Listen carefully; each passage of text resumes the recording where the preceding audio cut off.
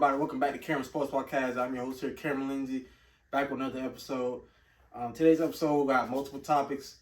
The MLB season is coming to an end. The playoffs start. The wild card round starts October 3rd, Tuesday. So next Tuesday, playoffs are getting to start. The rest of the playoff bracket is coming to an end. And also got some big basketball news that broke yesterday that may have changed the landscape of the NBA season that's coming up.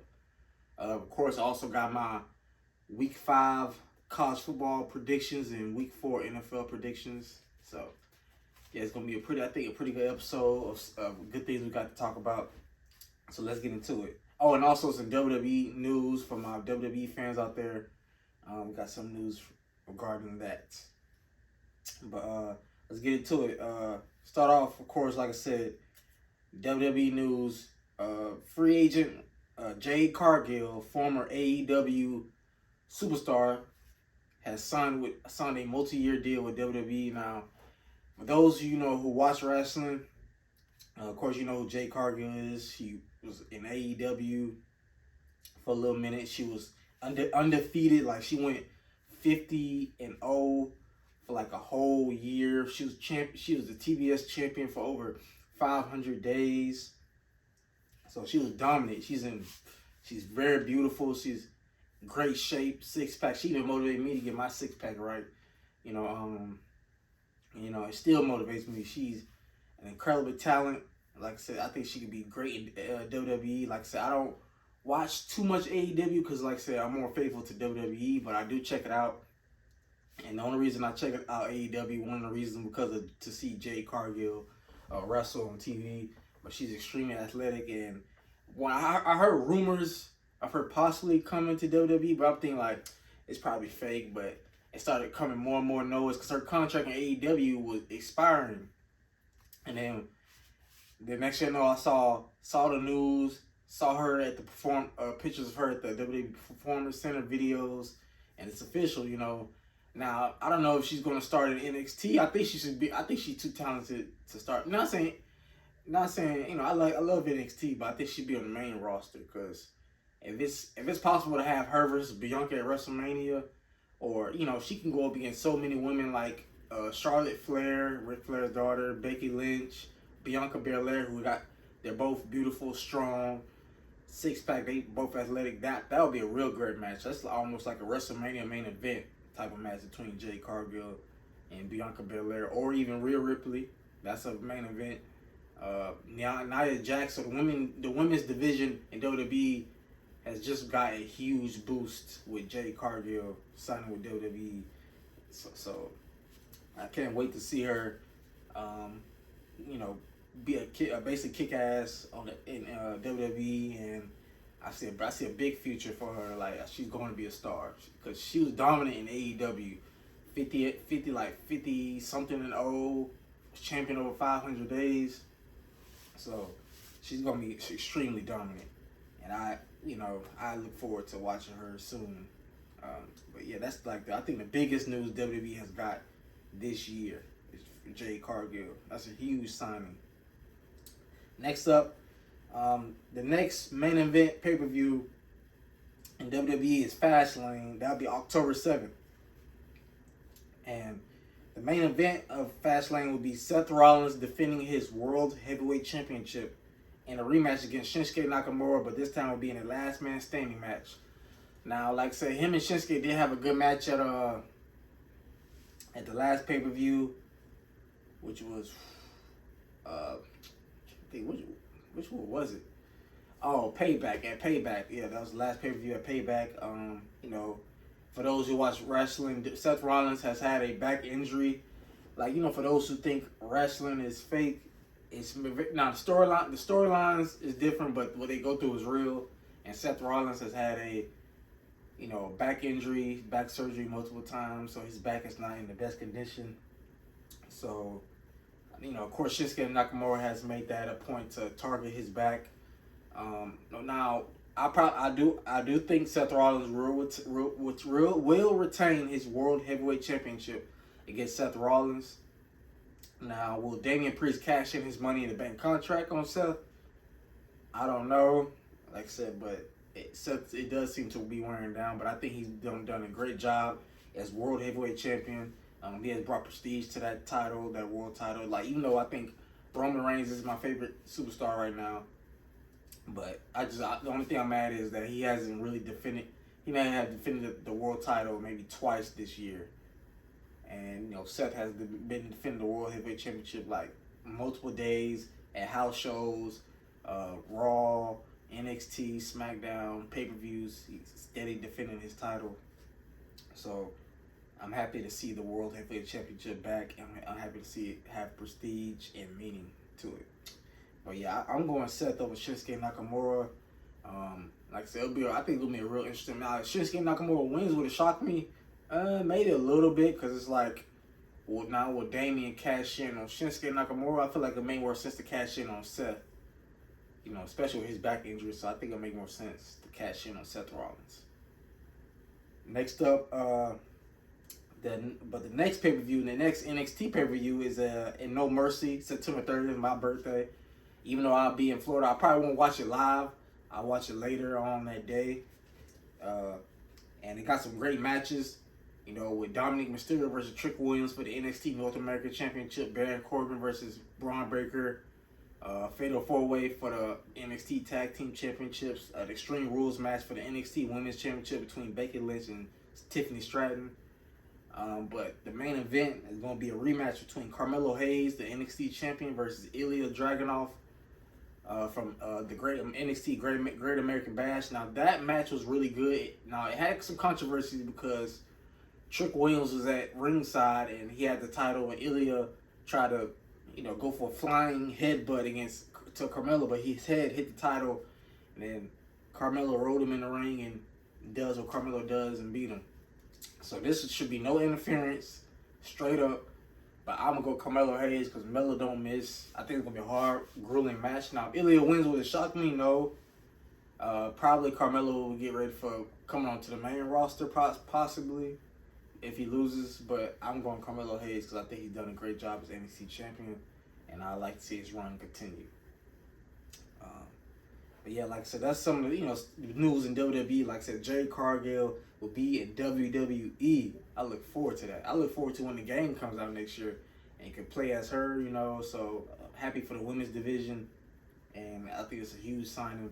She could be one of the best wrestlers in WWE, male or female. I feel like she could be that good, like male or female, one of the best. And I see she's gonna be a future. If WWE uses her right, she's gonna be a multi-time women's world champion in WWE. Like, there's no way she shouldn't be. So I look forward to that. Let's get to some baseball news. The Atlanta Braves had the other day became the third team in MLB history to hit 300 home runs in a season. Like I said, and also Ronald Acuna Jr. made history this week by becoming the first player with 40 home runs and 70 stolen bases in a season. That's why I got him as my National League MVP. Like I said, something that nobody has ever done. 40 plus home runs, 70 stolen bases. He's definitely going to win MVP. And the Atlanta Braves became the first, like I said, of course, a couple days ago, became the first team this season to reach 100 wins. I think they just clinched home field advantage throughout the playoffs in the National League. So they're gonna have home field advantage. I think the Braves are gonna do. I'm gonna try to go to a playoff game. That's my goal, is go to a playoff game. I want to go to, like I said, I'm only an hour and 50 minutes from Atlanta, so I'm gonna try to maybe vlog a little bit, or get a little video I might post on the channel at the playoff game. I feel like that'd be good for y'all. Me showing y'all some videos of me at the Braves playoff game. I'm gonna definitely try to do that for y'all. And I think it'd be good for this channel, good for my sports podcast. Me watching the game in person, getting more into baseball, because I know how my baseball fans are. Not everybody watches the same sport. We all watch different sports, and this podcast is going to be something where I can, like, even when I start talking about soccer more, or UFC more, boxing more, so like I said, I got y'all, and I want one day, I hope this podcast can be one of your favorite podcasts to watch. and I kind of want to be the voice of the voiceless a little bit, because I know some of y'all are tired of watching people on TV, or you might think their voice is annoying, or they may not know what they're talking about. So you might want somebody new, somebody fresh, a fresh face to watch, So, but yeah, the Atlanta Braves have been constant all season, really, really dominant, and this team is special. Austin Riley, you got Izzy, Ronald Acuna Jr. So I think like I said, excuse me, like I said in the last episode, I don't really see nobody threatening the Braves in the National League. Maybe the Dodgers. The Dodgers, because got the second best record in the National League, so the Dodgers probably may give the Braves a little run. Dodgers or Philly, because the Philadelphia Phillies did beat the Braves last year in the playoffs, and they do play us hard. So I feel like if Atlanta stay on that game, they coming out the National League and they gonna make it to the World Series. Like, this team is loaded. And six straight years, like I said last episode, the Atlanta Braves have won their division for the past 6 straight years. Crazy, right? So they have a really, really good team, led by the future National League MVP, Ronald Acuna Jr. So, and like I said, I'm not saying I'm a diehard Braves fan, but I love the city of Atlanta. And even though I already got an NFL team, I already got an NBA team, so I was like, you know what? I'm going to support the Braves and do what I can, So I can't wait to start talking baseball, playoffs next week, get my predictions, talk about the games. Yeah, we can get into it. But also, the Milwaukee Brewers won the National League Central and clinched a playoff berth. So congratulations to the Milwaukee Brewers. The Philadelphia Phillies, they clinched a playoff berth. And the Minnesota Twins win the American League Central and also clinched a playoff berth. So it's coming down to, like I said, it's coming down to an end real quick. Like I said, playoffs start next week. There's still a couple of teams that's in for the playoffs, in for the division, like the Houston Astros, the Seattle Mariners, and the Texas Rangers are all fighting for that division. It's really getting real close. So I don't care who wins between the Mariners and the Rangers, because I think the Astros are cheaters. Once you cheat, you always are gonna be a cheater in my eyes. Especially in sports. Cheaters never prosper. Cheaters never prosper. Remember that, boys and girls. Cheaters never win. So long as if the Astros don't win the division or make the playoffs, even if they do make the playoffs, long as they don't make it to the World Series, I'm fine with that. But I think really the American League, I don't think they will, because the Baltimore Orioles are really good. The Tampa Bay Rays are really good. So those two teams might especially the Orioles, may give the Astros a run for their money, even though they're the defending World Series champs. So they might definitely give them a run for their money. Like I said, I'm not going to make my predictions yet, but, just letting y'all know the baseball playoffs start next week, October 3rd, starting with the wild card round. And that wild card round is usually the best out of 3. Yeah, I think the best out of 3. So yeah, I look forward to it, especially the Atlanta Braves bring back another World Series championship to the state of Georgia, to the city of Atlanta, doing it for the A. But yeah, next up we got some news. We got some NBA news. Now, for those of you who may have not seen it or may have seen it, let me start off. Earlier this offseason, Damian Lillard requested a trade from Portland, which is about time. I get Dame is loyal and I respect his loyalty. He's a top 75 player, one of the best players of all time in NBA history. But I feel like, if you're a superstar, especially if you're a superstar, yeah, you want to be loyal to your team, but you also want to win a championship. And Portland, the closest they got is to the Western Conference Finals, and other than that, not close. And them having a lottery pick and drafting Scoot Henderson, number 2 overall, and not really doing nothing in free agency, trading CJ McCollum a couple years ago, that's not looking like they're trying to build a championship team. And I get Dame, he just turned 33, so he's still in his prime, but he getting older. You got the money, Dame. I feel like get that ring. If I was a player that age, 33, and let's say I'm already a top 75 player, but the only thing I'm missing is a championship. I'm gonna go get it. Even though look at a player like Kevin Garnett, Hall of Famer. even though he did say in his podcast or multiple interviews that he wished the only thing he regrets is not leaving Minnesota earlier than he should have, because he stayed in Minnesota for so long that I think he went to the Western Conference Finals I think once, and then after that didn't get close until he got traded to Boston, and they won an NBA title against my Lakers and Kobe, and then went to won NBA Finals and lost one against the Lakers. So they had a good run in Boston. So, but the only thing he regrets, if he probably would have left Minnesota earlier, he probably would have had a couple more than one ring. He would have had a couple, maybe at least 2 or 3. So yeah, like I said, good for Dame. Now the team he got traded to, now Dame wanted to go to Miami. That's really he wanted to. He said any other team he would not want to play for a report to. Now on Twitter before, he did say in an interview he would play with Giannis. So speaking of Giannis, breaking news: Damian Lillard traded to Milwaukee Bucks in a 3-team trade. I was shocked. I was like, I'm thinking Dame probably might get traded to Toronto, but I'm like, if he go to Toronto, there's no way Portland is not going to ask for Pascal Siakam, Scotty Barnes, either one of them, at least one of them two players, some draft picks, and then I'm like, well, Dame really want to go to Toronto? He probably gonna pull a Kawhi, play there for 1 year, and then dip, or ask for a trade. So, but yeah, I think the Milwaukee, they only gave up a couple first-round picks. They gave up a 2029 and 2030 first-round pick. They also swapped first-round picks in 2029. And Drew Holiday has been traded to Portland. Yusuf Nurkic traded to Phoenix, and DeAndre Ayton is headed to Portland. So it's been a three-team trade between Portland Trailblazers, the Phoenix Suns, and the Milwaukee Bucks. Now, like I said, I ain't gonna lie, Milwaukee won this trade because you still got Chris Middleton. You still, of course, still got Brook Lopez.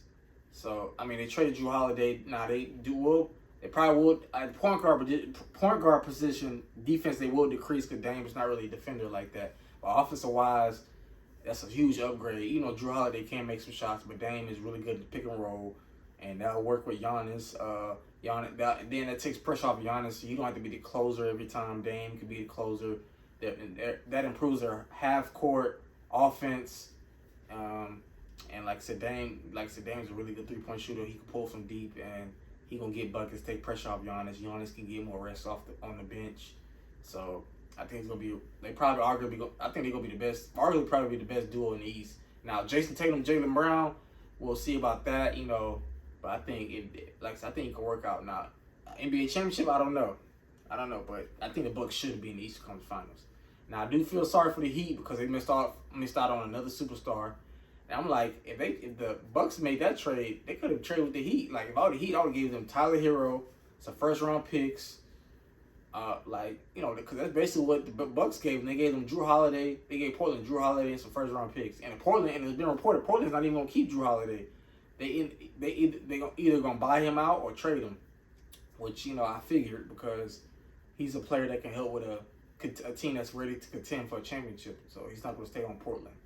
DeAndre Ayton to Portland, that does help them. Like I said, they're a young team. DeAndre Ayton is young. He's a good center, not a great one, because he'll have games where he'll have 20 and 12 one game, and then next get 8 and 5. So. And then plus relationship with him and Phoenix has been kind of sketchy. So I saw him not staying in Phoenix any longer. I don't know why he signed that contract last year off season with Phoenix, but it is what it is. But this is huge news. Going to make the NBA season very interesting. Of course, I'm gonna be rooting for my Lakers. Hopefully AD can stay healthy. Bron and AD, especially AD, he's the key. Got to stay healthy. If AD does stay healthy, I'm gonna make my predictions soon for the season, like Defensive Player of the Year, MVP, and I'll make some of my predictions from whenever I do my episode for the upcoming NBA season that starts around late October. So I look forward to that. But yeah, Dame time is going to Milwaukee. Dame time in Milwaukee. So I know that city is definitely gonna be pretty hyped. I know they're pretty hyped. Like I said, I got family up there who are Bucks fans, and so And now, like I said, this is good because Giannis did talk about possibly not resigning an extension. He talked about possibly leaving Milwaukee because he don't want to be.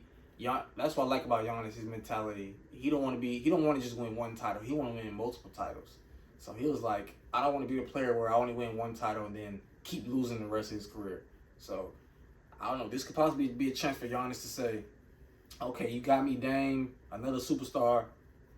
If Dame stays here for the rest of his career, Giannis possibly might stay. I don't know if Dame will. He may want out of Milwaukee after this year. Might go to Miami because he did want to go to Miami. So I don't know.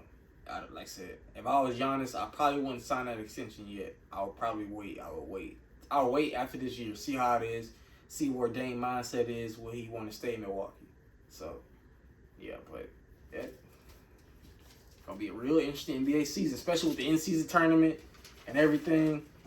It's gonna be very, very, very interesting. But now let's get into some college football Week 5 games. There's gonna be some good games this week. But let's get into it. Starting with a game on Friday night, 9 p.m. Number 10 Utah 4-0 versus number 19 Oregon State 3-1. Utah coming off a win against UCLA at home. Oregon State coming off their first loss against Washington State. Like I said, Washington State is much better than I thought. The whole Pac-12 this year is a whole lot better. Even Colorado, especially with Prime Time. Shout out to Coach Prime. But this matchup, I'm gonna go with Oregon State with the upset. Now I do got this game highlighted as one of my key games to keep an eye on this week. The only reason I'm going Oregon State because Cam Rising might not play. Like I said, he tore his ACL in the Rose Bowl last year against Penn State. But Utah, like I said, they have been doing good. Now, was it surprising if Utah win this game? No, because like I said, they got a team that plays hard. They got a coach that coaches hard. They got talent all around, so. But I feel like DJ Uiagalelei will do enough to win, especially Oregon. Now, if this game was at Utah, I would pick Utah because it's hard to win in Utah. But being at home, I feel like Oregon State will be a little motivated coming off their loss against Washington State. And I think they're going to win in a close one against Utah. Next up, we got number 6 Penn State 4-0 versus Northwestern. Going Penn State here. I don't think Northwestern is a good team at all. They're even though they're 2-2, they're very inconsistent. Not a good team at all. They got a whole bunch of mess going on in their program, especially about hazing. I think their former coach got fired. So yes, I'm not even gonna waste the time on that. Next up, we got number 8 USC 4-0 versus Colorado 3-1. Now, USC is 4-0, led by the reigning Heisman Trophy winner, Caleb Williams, going against Sheduar Sanders, a Heisman Trophy candidate already this season, 3-1 with his dad, head coach Deion Sanders. Now, Colorado coming off a crushing loss to Oregon. Like I said, if you watch my last episode, one of my last 2 episodes, I picked Oregon because, now I thought the game would be closer, but I picked Oregon because I feel like it's really hard to win in Austin Stadium to win at Oregon. Oregon's always been a good team. I know their uniforms, they've been flat. They got the best uniforms in college football. They got really loud fans. Bo Nix is playing well. He's a Heisman Trophy candidate already. They run the ball well. They're one of the top scoring offenses in the nation. And their defense is pretty solid. So it surprised me it was a blowout because when it was like 20-0 in the first quarter, I was like, yeah, this game might be over. And I hate to say that, but I think it's and plus I thought like, especially without Travis Hunter and Colorado. Here's the thing, I knew Colorado was not going to go undefeated. Like I don't think that's not going to happen in 1 year. I feel like the second or third year I could possibly see that. But I think it was a good loss for them. I think it's going to motivate them this week. I feel like they can catch USC slipping. So with that being said, I'm going Colorado with the upset. I think Colorado's going to get a big upset of USC. This is another game I got highlighted on. It's going to be a 12 p.m. game Saturday on Fox. So I'm just keep supporting. Even though I'm not a Colorado fan, I'm West Virginia. I'm going Colorado over USC, the upset at home.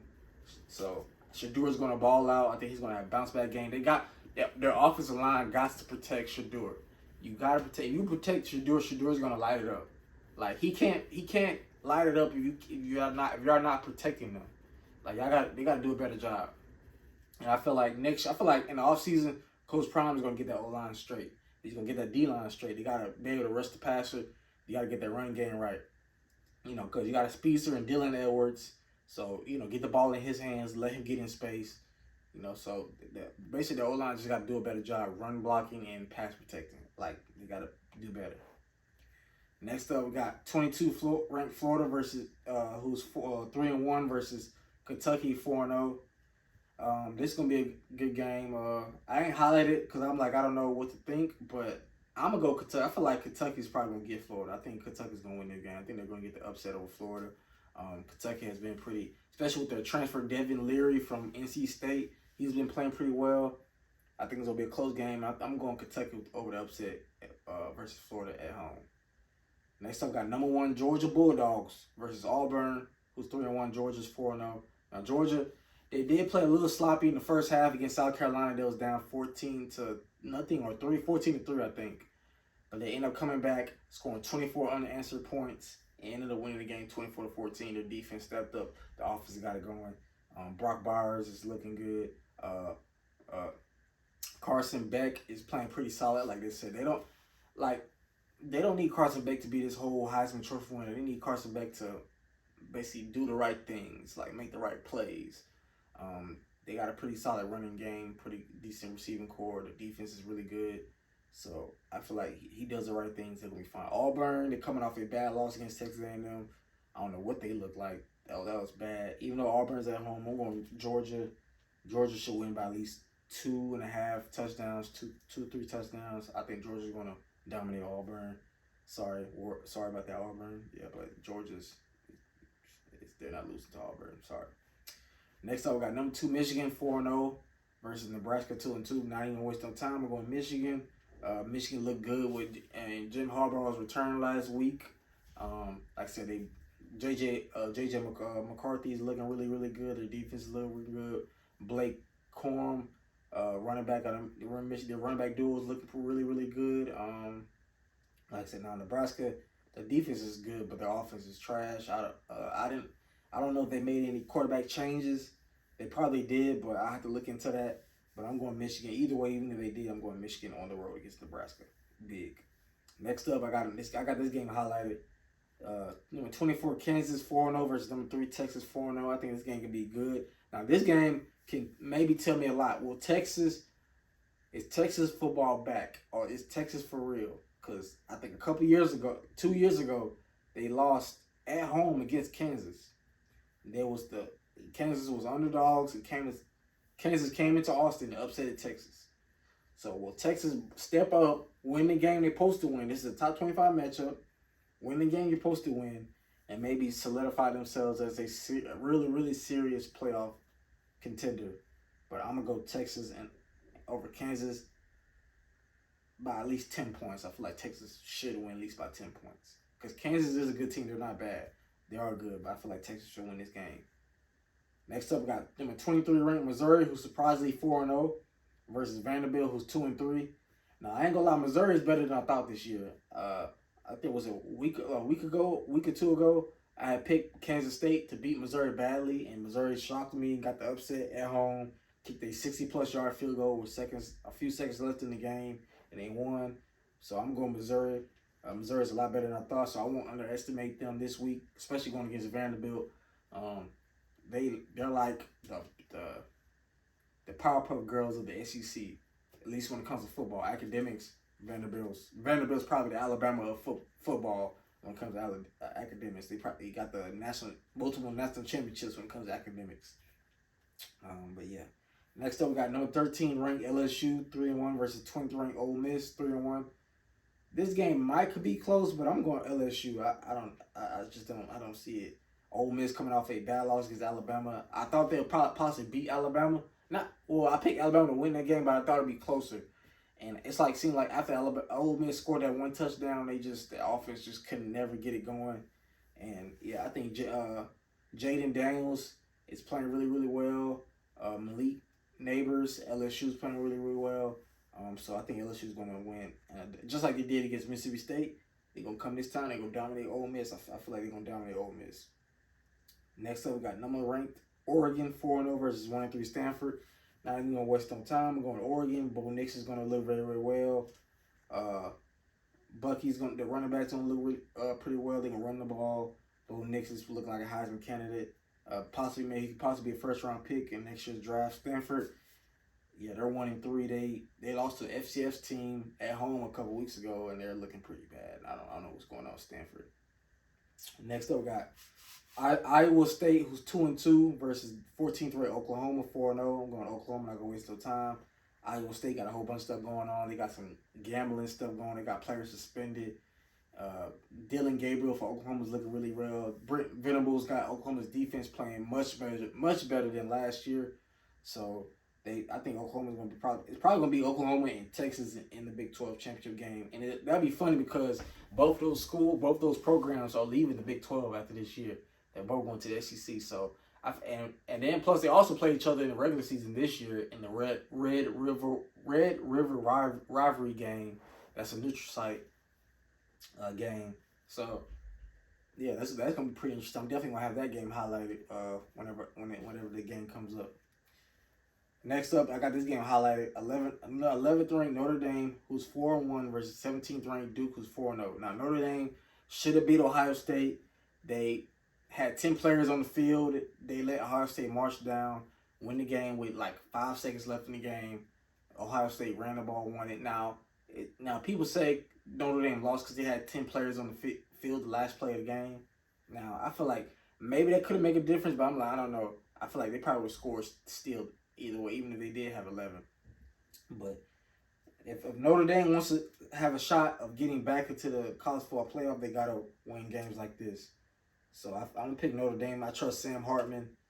I think they're going to bounce back. Duke is going to make it pretty tough. Like I said, Duke ain't no slouch this year.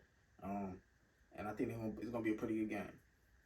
Next up, got South Carolina, who's 2-2 versus 21 ranked Tennessee, 3-1. Now, last year, South Carolina put a beating on Tennessee, even with Malik Hooker. He got hurt in that game, though, but they still put it on him. Even before he got hurt in that game, South Carolina was winning. Spencer Rattler had 7 touchdown passes in that game. But like this year, Tennessee hasn't really impressed me all that much. Especially Joe Milton. Like I say, you got all that throwing power, but for what? So I think I'm going to go South Carolina to upset Tennessee at home. I think South Carolina's going to do it again. I feel like Spencer Rattler, he's going to have another big game. I just don't trust Tennessee unlike last year. They don't have Jalen Hyatt. They don't have Hendon Hooker. And I feel like they got a lot of hype this offseason, and we were all wrong about them. Next up, we got 12th ranked Alabama, who's 3-1 versus Mississippi State, 2-2. Not going to waste no time. I think Alabama's going to roll over Mississippi State. They're going to run the ball. Jalen Milroe is going to use his legs. I think he gets the best chance for Alabama to win and possibly get to the SEC championship. But even though I don't like any of their quarterbacks, even Jalen Milroe, like I said, I try to tell some friends of mine that Alabama's not going to be the same this year. They don't have a Bryce Young. They don't have a Mac Jones. They don't have a Tua Tagovailoa. They don't have a Jalen Hurts walking on their campus. So none of the quarterbacks look good enough to beat Georgia or win a national championship this year. It's not happening.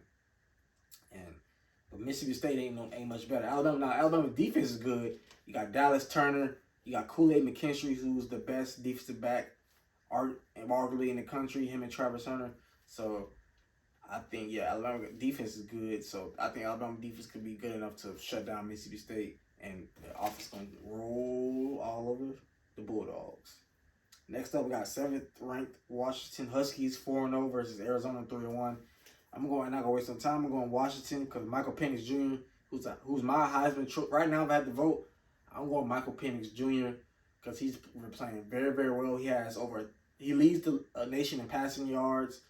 He has about he leads the nation in touchdown passes. He only has 2 interceptions. He averages 400 yards passing per game so far this season, and he's playing very, very well. They got Washington. I was listening to I think ESPN or something. Washington has 4 receivers that's averaging 100 yards per game so far this season. No, three. Yeah, I think 4 receivers. Yeah, 3 receivers that's averaging 100 yards per game. Yeah, 3. And so they got a really good receiving core. and I think Washington is possibly going to win the Pac-12 this year. I think they might. I know I picked the USC and Oregon. It's going to be close. I look forward to keep watching this season because it's like Washington, USC, Oregon, even Colorado still in the mix. So Oregon State, Washington State. So, even though this may be the last year of the Pac-12, it's going off with a bang. So, but I'm going Washington. Next up, got Nevada 0-4 against 25 ranked Fresno State 4-0. Not gonna waste no time. Fresno State, I'm gonna pick them. They're 4-0. Nevada's 0-4. They're probably one of the worst teams in the country, so I'm not even gonna waste no time talking about that. And lastly, I got this game highlighted. My West Virginia Mountaineers 3-1 versus TCU, who's the defending runner-up national champions, who's 3-1. Now West Virginia, we did beat Texas Tech. It was an ugly win, but I'll take it at this point. I'll take an ugly win. If it's a win, it's a win. But against TCU, it was a pretty, even though they're not the same as last year, they're still a pretty good, decent football team, especially with Sonny Dykes as their coach. I don't trust Neil Brown still. Even though we're 3-1, I still don't trust him. Nico Markio got to be more consistent passing the ball. We running the ball, we're fine, with CJ Donaldson. If we win this game, it's probably going to be because of him having a big game and our defense stepping up. But I'm going to have to go TCU. Now, like I said, I'm not a delusional fan. If I feel like I don't think we'll... Now, if it was at West Virginia, I probably would pick us. But at TCU, I don't think it's going to be easy, especially with a redshirt freshman like Nico Markio.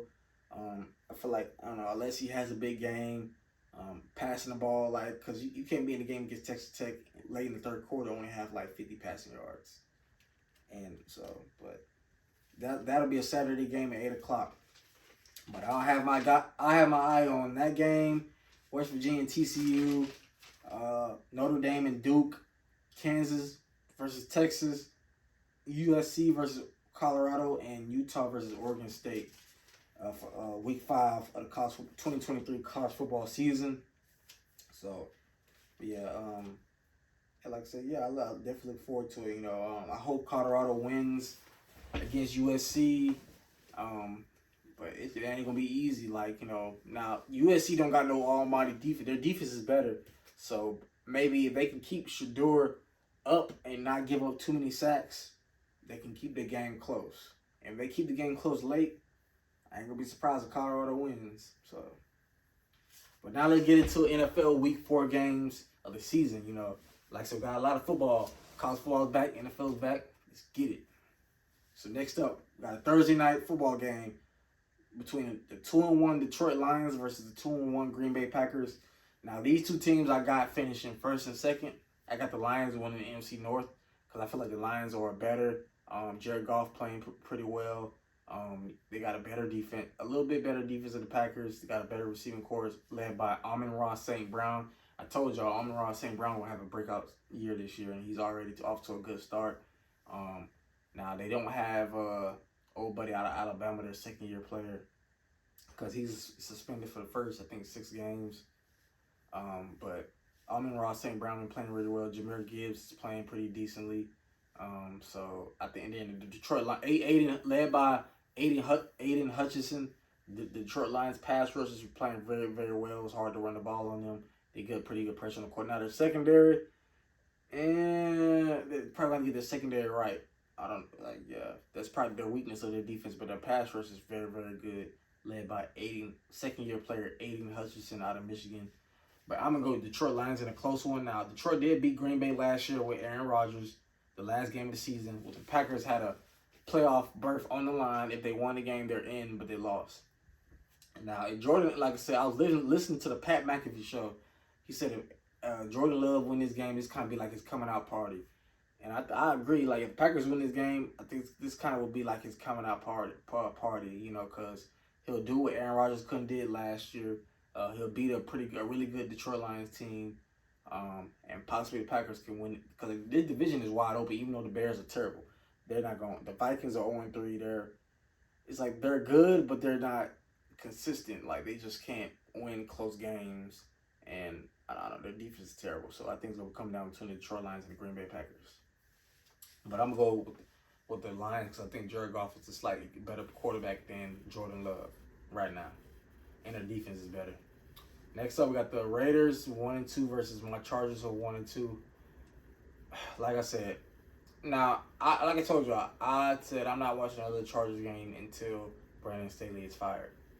Now, I think what I was doing something. I was at work on my lunch break, and I was watching the last minute of the game. Now, the Vikings were driving down the field. There was 4th and goal, like at the 5-yard line. Chargers got stopped. I'm thinking the Vikings are going to score. I watch it on ESPN app. I'm thinking the Vikings are going to score. Chargers get a stop. I go to another game. I come back. The Vikings got the ball again and Chargers territory at 20 yards. They're in the red zone again. I'm like, dang. Like, I know our defense is bad, but that bad. Turns out I couldn't find out. Brandon Staley's. Ooh, I almost wanted to cuss. Brandon Staley's ass went for it on our own 20-yard line and didn't get it. On 4th and 2. He keeps doing these stupid things. I'm like, I hope we lose. Because if I was the GM, the owner, I would fire Brandon Staley on the spot. As soon as the game over, I'd be like, don't even hop on the plane. I wouldn't even let him on the plane. Hey man, you fired. Told him straight up on the spot. Even I would have still fired him even after the win. I'm like, yeah, congratulations, but hey, you fired. Because he keeps going for it. He keeps making these every network, ESPN, Fox Sports, college football, even Terry Bradshaw, who's a Hall of Famer, all saying that was a boneheaded move. Even the legendary coach who coached the Cowboys. Oh, I know his name. I'm sorry, I know his name. I know.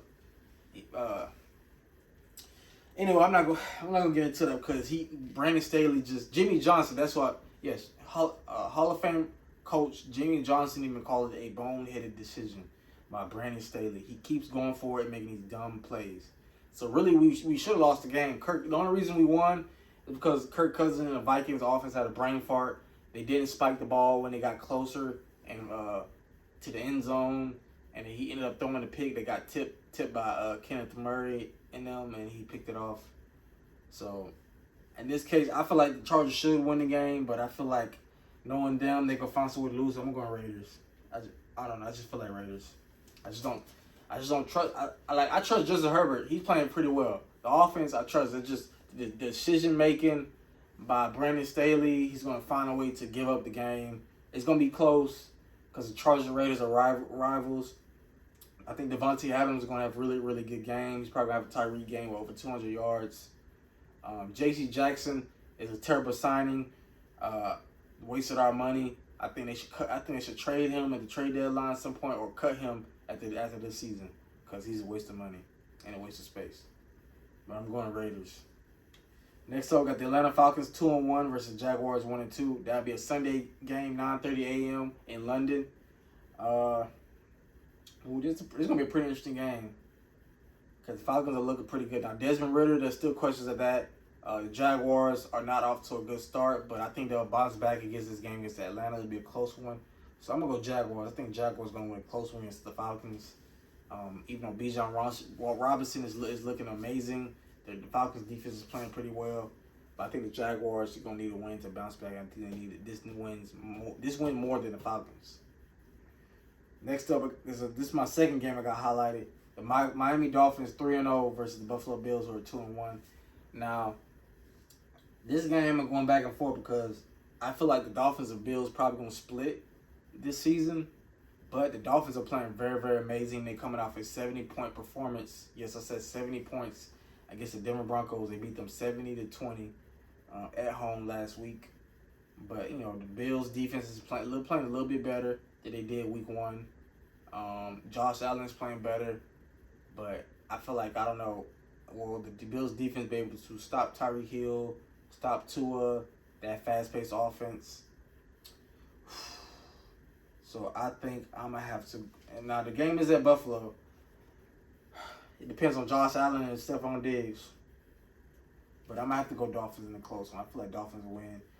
The only reason I feel like Dolphins win is early in the season. Dolphins on the roll. Maybe later in the season, the Buffalo Bills might get to Miami. Depending on, because like later in the season, you get more, just more tired or whatever the stakes are. Maybe fighting for a playoff spot or the division title. So I feel like the Buffalo Bills will lose a close one at home to Miami. I just feel like I trust the Miami Dolphins offense a little more. Next up, we got the Broncos. Now this game I got highlighted. Even though both teams are 0-3, the Denver Broncos 0-3 versus the Bears 0-3. The reason I got this game highlighted is because both teams are awful. I think the way it's looking so far, the Bears should have drafted Bryce Young first overall. Now, I said might, but because I feel like they might be in the same situation, and now like their old line is terrible. Like Bryce Young will be in the same situation now. Like he'd be fighting for his life, And the Broncos' defense is bad. They're not good like they were last year. Patrick Surtain is good, but the rest of the defense is bad. Russell Wilson is still not looking all that. He didn't play all that bad against the Dolphins, but they didn't play good enough because they only scored 20 points and they gave up 70. But I'm going to go Denver. I trust Russell Wilson way more than Justin Fields and the Bears. It'll probably be a close game somehow because both teams are bad. So, yeah. And next up, we got the Ravens, 2-1 versus the Browns, who are 2-1. The AFC North is going to be a tough division. Ravens coming off a heartbreaking loss to the Colts. The Browns coming off a win against the Titans. I think I'm going to have to go with the Browns because I think the Ravens still got some players out. Deshaun Watson looked like the old Deshaun Watson back in Houston last week. The Browns defense is for real. Myles Garrett looking like the defensive player of the year so far. So I'm going to go Browns in a close one. I think they're going to get the win over the Ravens. Like I said, I think they're probably going to split. Now, when they go to Baltimore, I think the Ravens are going to win that game. But right now, we're going to go Browns. Next up, we got the Pittsburgh Steelers, who are 2-1 versus the Texans at 1-2. Texans coming off a shocking victory on the road against Jacksonville. Steelers, they coming off winning against the Las Vegas Raiders. Now, this one's kind of a coin top because I trust the Steelers' defense. The offense, I don't know. Texans, can they keep it up from last week against Jacksonville? I think it's gonna be a close one, but I'm gonna say Steelers winning. I feel like the Steelers defense is better than Jacksonville. I think they'll win the game in a close one against Houston. Next up, we got the Vikings, who are 0-3 versus the Panthers, who are 0-3. Now, Bryce Young did practice this week. Have been practicing this week. I don't know if he'll play, but if he's not, Andy Dalton will start again. The Vikings coming off a heartbreaking loss against my Chargers, a game they should have won, but because Brandon Staley pretty much almost gave them the win on a silver platter. But I feel like the Vikings are going to finally get a win. The Panthers are just not consistent enough. They don't have enough on offense. The defense is pretty good, but on offense, they don't got nothing. You got a rookie quarterback. And even if he comes back, will he be 100%? So I don't know. But I trust the Vikings more, even though the defense is bad. So that game might be a good game. So cause each team got a weakness. The Panthers' offense is bad, and the Vikings' defense is bad, but the offense is good. The Panthers' defense is good, so I think it could be a good game. Next up, we got the Rams, who are 1-2 versus the Colts, who are 2-1. Colts coming off a shocking win against the Ravens on the road. The Rams coming off a loss against Cincinnati last week on Monday night. Earlier this week against the Bengals on Monday Night Football. This game, I don't think Cooper likes it. I think I'm going to have to go Colts. I feel like Minshew and the Colts will get another victory. The Colts play hard. I think they could get the Rams. I think they could beat the Rams. I'm going to have to go Colts in a close one. Now, if the Rams win it, it ain't going to shock me. But I'm going to have to go Colts over Rams. Next up, we got the Tampa Bay Buccaneers, who are 2-1 versus the Saints, who are 2-1. I don't think Derek Carr is going to be playing, so Jameis Winston is going to be starting.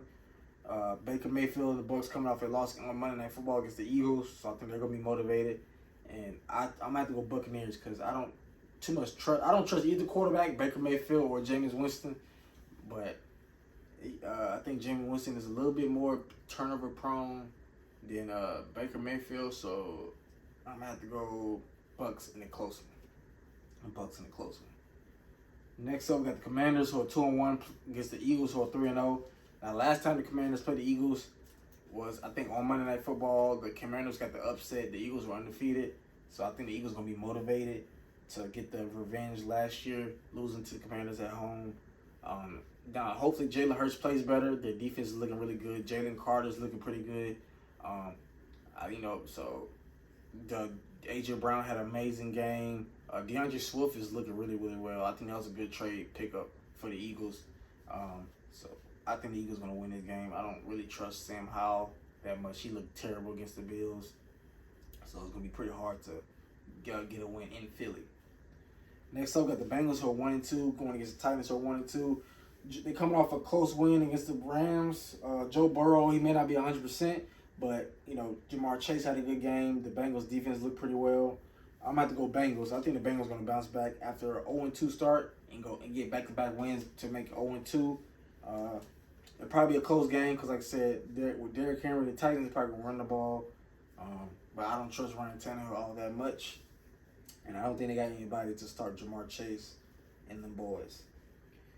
Next up, we got a game. The Patriots 1-2 against the Cowboys 2-1. Ezekiel Elliott gets a revenge game against his former team, the Dallas Cowboys. Now, this game could be pretty interesting because Bill Belichick is a great defensive mind.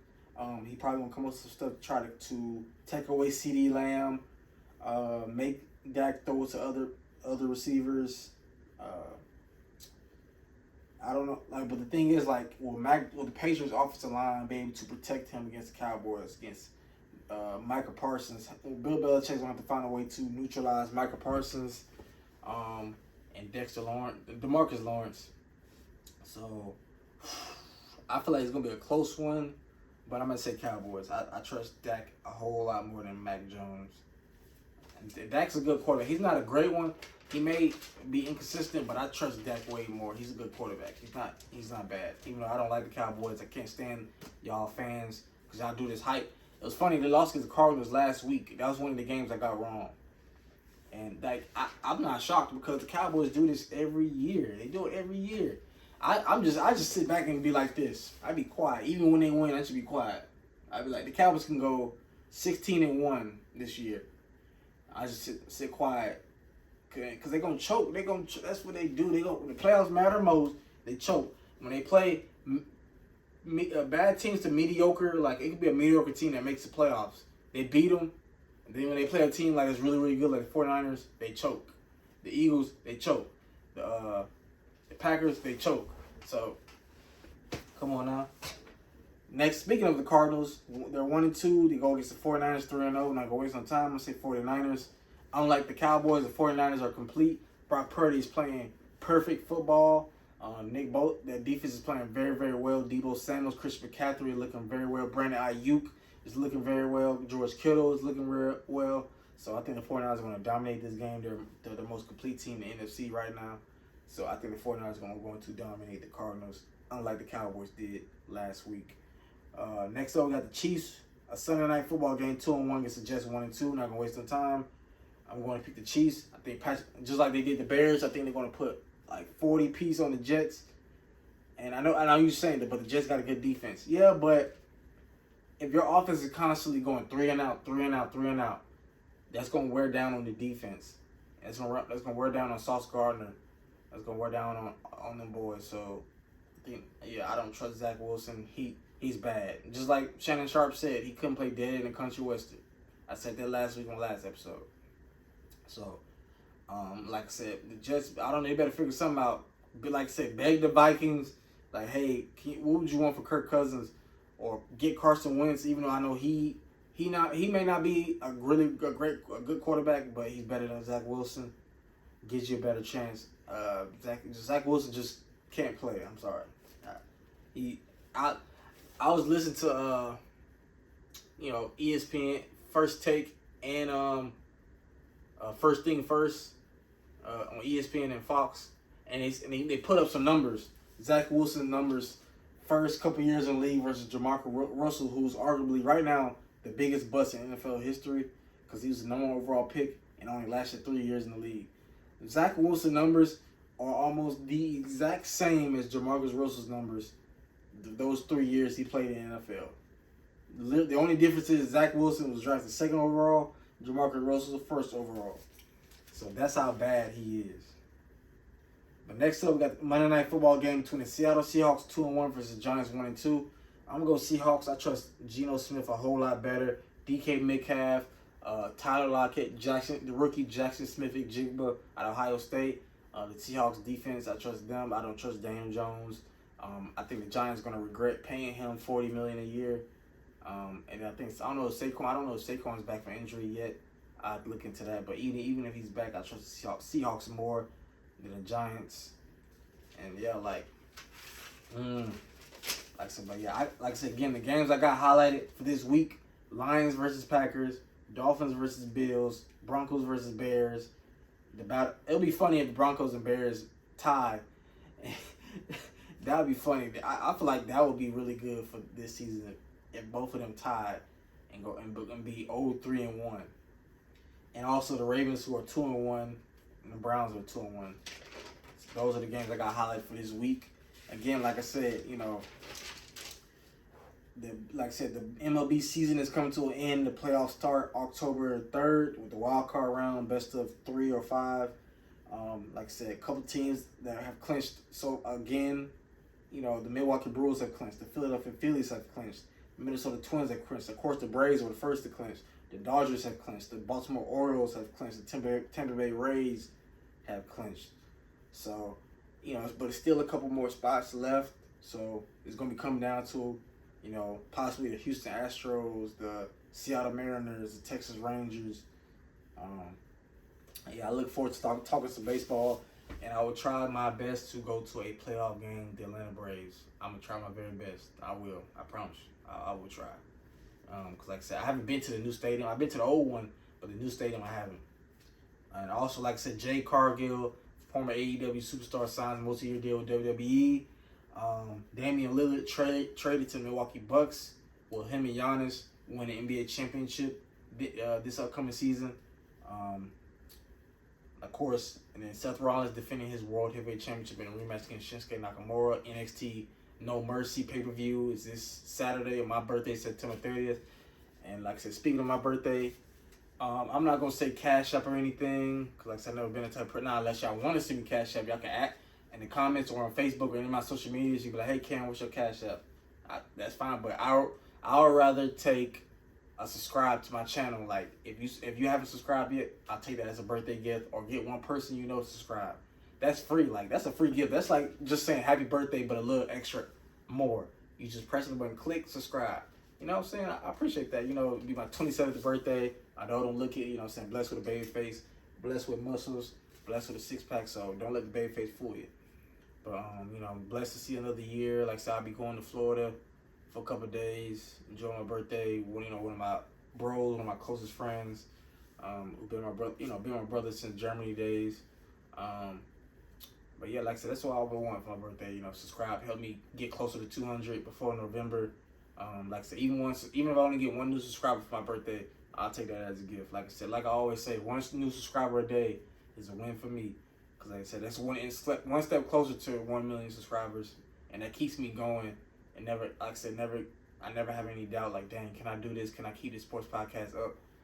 So that keeps me going. So I really appreciate y'all and everything y'all do, and for all the support that y'all do for me. And I'm, like I said, not gonna let y'all down. No matter what I go through, and no matter how frustrated I get, or anything outside of this podcast, I'm gonna keep going and keep doing my best. Because I said, I know I got great potential in this world, and as long as I keep living, I'm gonna keep doing it. So until I make it to ESPN, Fox Sports, as one of the top sports journalists / analysts in the world, making $1 to $2 million a year. So we'll see that. And but I appreciate each and every one of y'all for watching, always tuning in. Like I said, subscribe, like, comment, follow me on any social medias, Instagram, Twitter, Facebook, or TikTok. But yeah, like I said, I appreciate each and every one of y'all, and I'll see y'all next time.